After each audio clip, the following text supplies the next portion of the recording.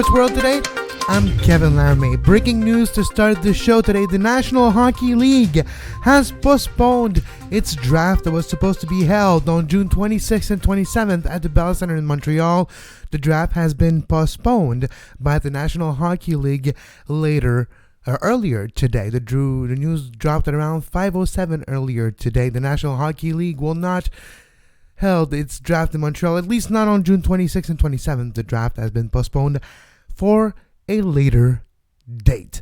Also, by the National Hockey League, they're asking teams for arena dates in August. The season could be pushed back and the playoff could finish late. So late that the beginning of the season of next year might be affected and postponed as well. But concerning the end of this regular season, the National Hockey League is already asking dates in August to its teams. Also in the hockey world, the KHL, the biggest European league based in Russia, which restarted its activity and wanted to continue its playoff last week, unfortunately canceled the remainder of its playoffs amidst the coronavirus outbreak. There has been more cases than they would wanted to talk about, and now it officially has canceled the remainder of its playoff for the Continental Hockey League, better known as the KHL. Another news, this one a good one in the hockey world also. It's the great one's birthday. Happy birthday, Wayne Gretzky.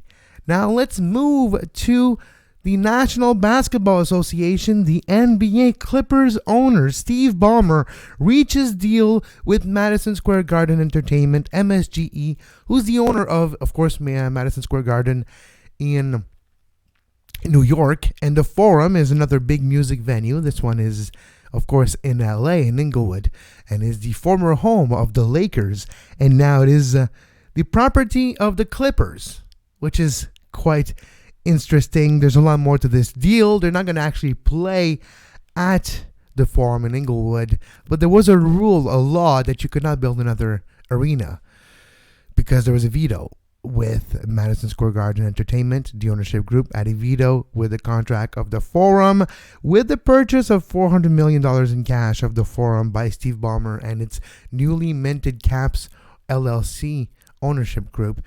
With that new deal, he'll be able now to build a top-of-the-line arena for the Clippers in the LA region. He's going to create 7,500 temporary jobs in the construction world and high-paying job in the construction world, and 1,500 permanent jobs in the arena when it comes to staff and, of course, personnel and concession stands, restaurants, ushers, and more at the new arena that the owner of the Clippers, Steve Ballmer, will build in LA for the Clippers.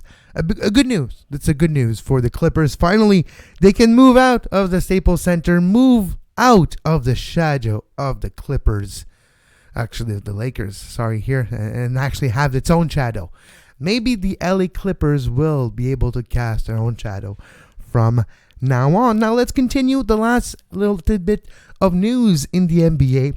For today, Mark Cuban, owner of the Dallas Mavericks, is expected to be back to play around June 1st. Of course, behind closed doors for a while.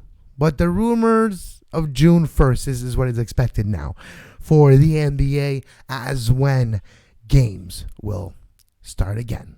Hopefully it's true, and hopefully June is the actual date that we see NBA games being played again. Now, moving on to Major League Baseball. It's a sad day tomorrow. Very sad day tomorrow because, opening day was tomorrow in Major League Baseball, and it won't be, and that is unfortunate. But to make sure that you get your baseball fix, Major League Baseball celebrating opening day at home on Thursday. Opening day of the 2020 Major League Baseball season was scheduled for March 26, but has been pushed back at least several weeks due to COVID-19. It's going to be several months at this point. To fill the void for baseball fan, Major League Baseball will present opening day at home on Thursday. The event is a full slate of 30 games that will be broadcasted nationally on MLB.com and across a number of Major League Baseball's social media platforms. Each team will have its own winning game for fans to watch. Your favorite baseball team? Guess what? They're all winning tomorrow. Every single team is winning tomorrow. That's a first. That never happened in any league in the entire world, and it will never happen again. But tomorrow, Major League Baseball is celebrating opening day at home. You'll find dramatic comebacks, postseason win, perfect games, and more. Toronto Blue Jays fan will get the opportunity to relive Game 5 of the 2015 American League Divisional Round, also known as the bat flip game. Yeah, that game with the home run and the bat flip, and you had the kid and it's that game. And you can watch it tomorrow on MLB's The Opening Day at home. It might not be perfect. It might not be live games, and it might not be your team opening their season. It is what it is. But at least it's a little balm on our open wound that is the lack of sports that we have in our lives right now, which is pretty big. The lack of sports in our lives right now, we're trying to find ways to fill it as much as possible. It's not necessarily something that is easy. We all cope in our own way. And I guess what you're watching right now is my own way to cope. Now let's move from Major League Baseball to Major League Soccer. What I was talking about yesterday on the show, the training moratorium, of course, has been extended now through April 3rd. All facilities are closed to player staff unless you need rehabilitation that cannot be done at home. Every staff of Major League Soccer is working from home. Some staff have laid off. Some teams have laid off their staff, like Minnesota United. And some teams are still paying their staff. Some teams are not. You have good guys and bad guys in every situation, I imagine. And Minnesota United, I guess, is on the wrong side of the divide this time around. A couple of other tidbits of news in Major League Soccer. Earlier today, Commissioner Don Garber talking to Michael Greenberg of ESPN, talking about when can we expect Major League Soccer to be back. With that training moratorium now extended to April 3rd, Don Garber sees a minimum of 3 to 4 weeks of training at least for every single team, because some teams will be able to train before others. Some teams, if we're looking at the examples of the United States right now, 100 out of 300 million people are under lockdown. If we're looking at example in Canada right now, the Ontario province is under not extreme lockdown, but it is strongly recommended that you stay home for 2 weeks. In Quebec, all non-essential businesses in Ontario are closed also for 2 weeks. In Quebec, it's 3 weeks. So all gyms, all things like all non-essential businesses are closed for 3 weeks in Quebec.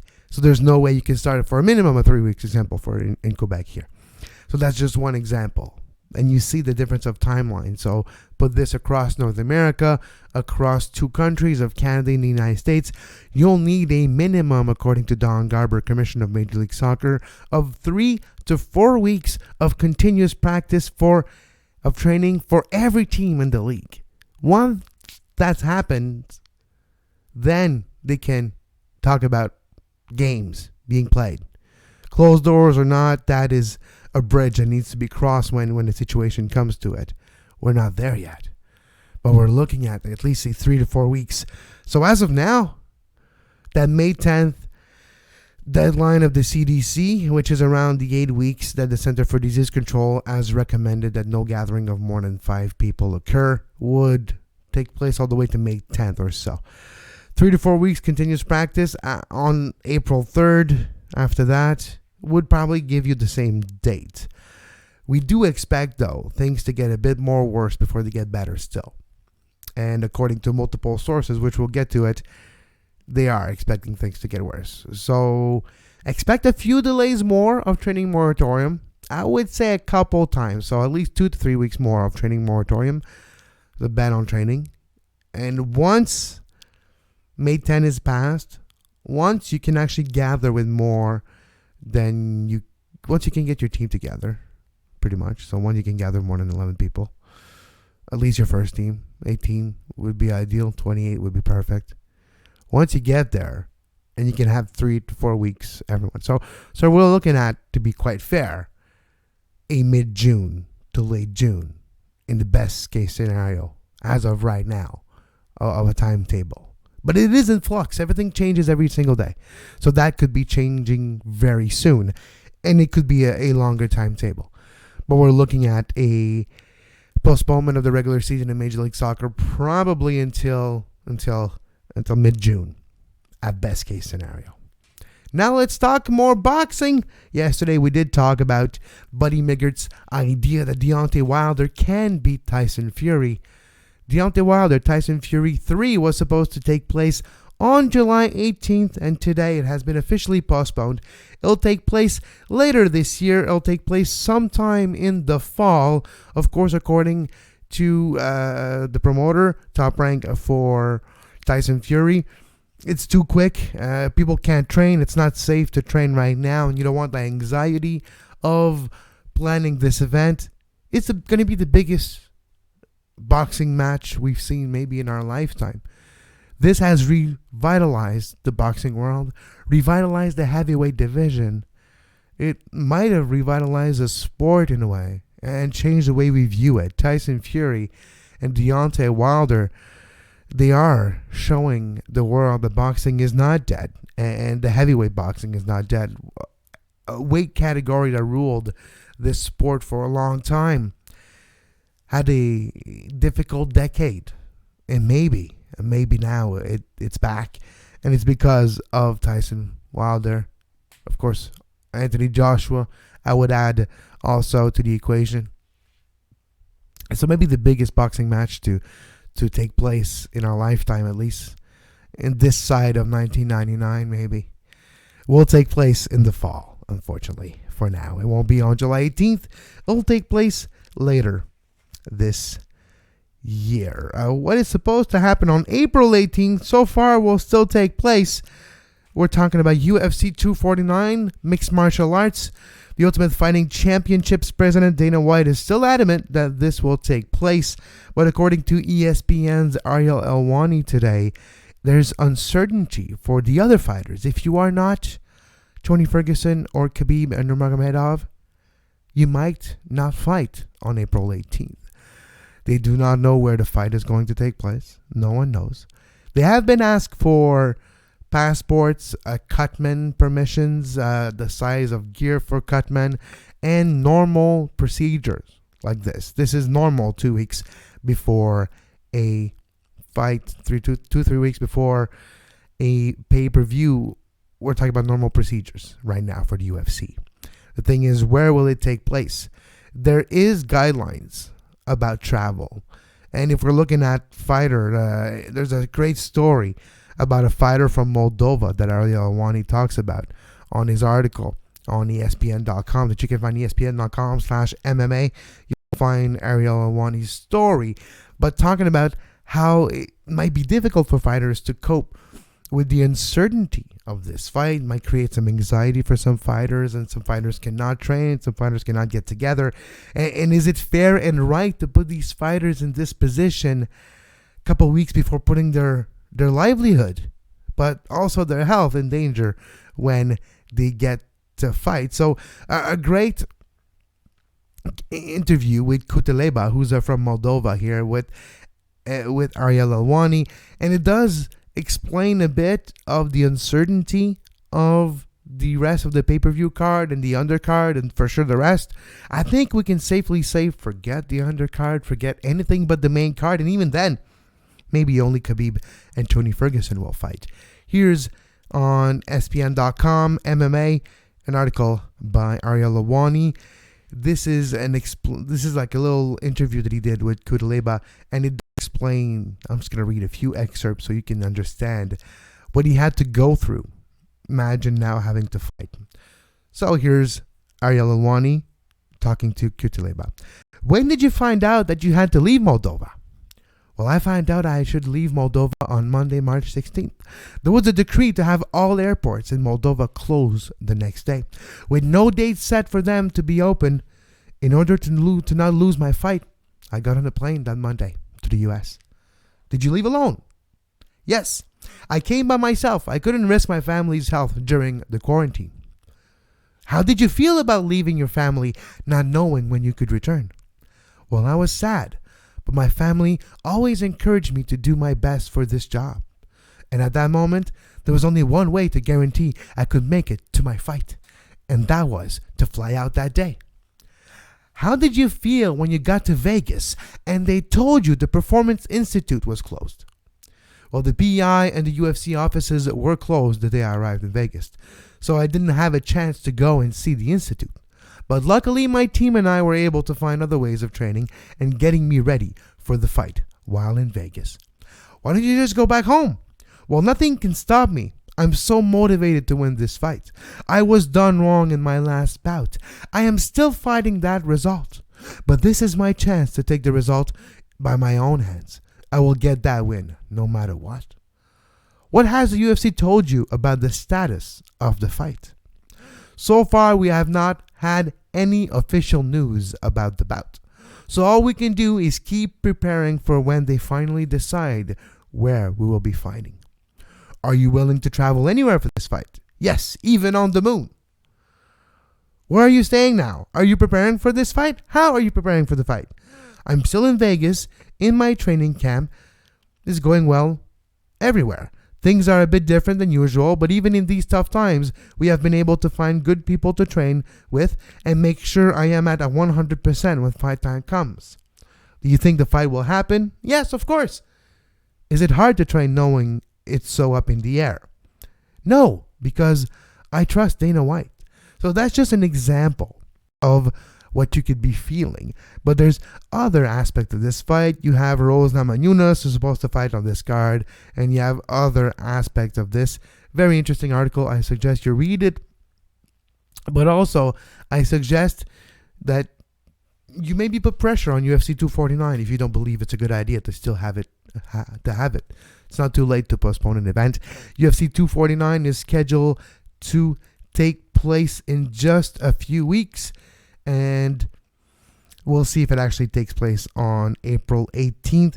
To me, it is something that changes, and I'm still not convinced that we will see that fight happen on that day, and hopefully for people's safety, there's ways to do it if it actually happens that are safe, or maybe it's time to actually postpone it and be proactive about it. Let's move to the Canadian Football League, the CFL. Unfortunately, it's not good news for CFL fans. The CFL, the Canadian Football League, has told the Canadian Football League Players Association to prepare for the worst when it comes to the 2020 regular season, when it comes to the effect of COVID-19 on their season. What is the worst for the Canadian Football League? Is it going to be just a cancellation outright of the season? Let's forget 2020 and move on to 2021. Could be. Could be just delays. Could be half the season cut. Could be a lot. But in other words, also, when you tell your players and your Players Association prepare for the worst, it has something to do with money.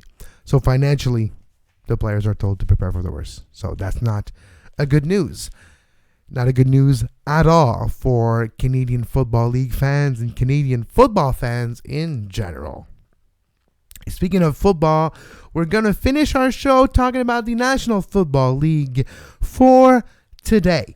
The NFL has continued to maintain the hard line, and their current draft dates of April 23rd to 25th are maintained. Of course, there might be a different ways to do it, and it might not be the same type of meeting and public gathering, and there's not going to be, of course, events. All public is going to happen in Vegas. All public events for the NFL draft have been canceled already, so that's one thing. But the actual draft itself has not been postponed. Many general managers are putting a lot of pressure on the NFL right now to postpone parts of the draft if they cannot be there in person. Some general managers love to And scouts love to just talk to players in person, be able to exchange and to see.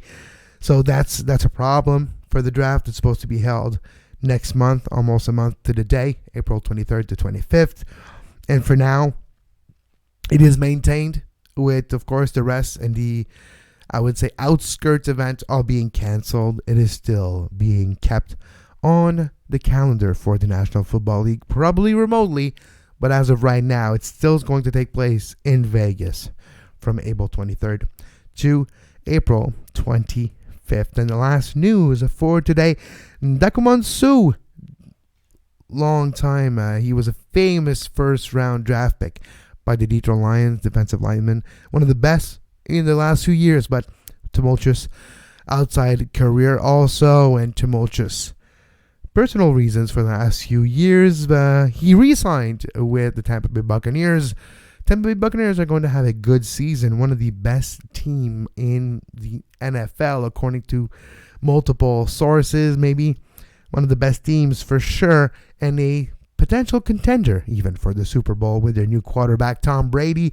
But Ndakumon Suh will be back as a defensive lineman. 1-year deal, around $8 million is being reported as his contract for Ndakumon Suh. It's a good contract, not too much when it's looking at the standards of NFL. It's pretty much almost entry-level contract for a defensive lineman that has a lot of upside, like he does for the Tampa Bay Buccaneers.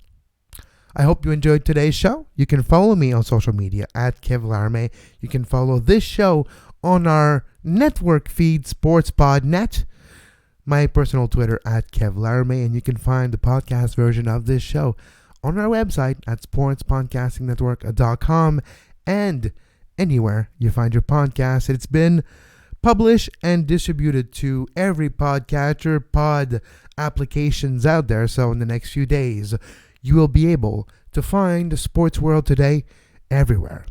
But as always, my name is Kevin Laramée. We thank you for listening. We hope you stay safe with clean hands and clean phones. And until next time, as always, enjoy your sports.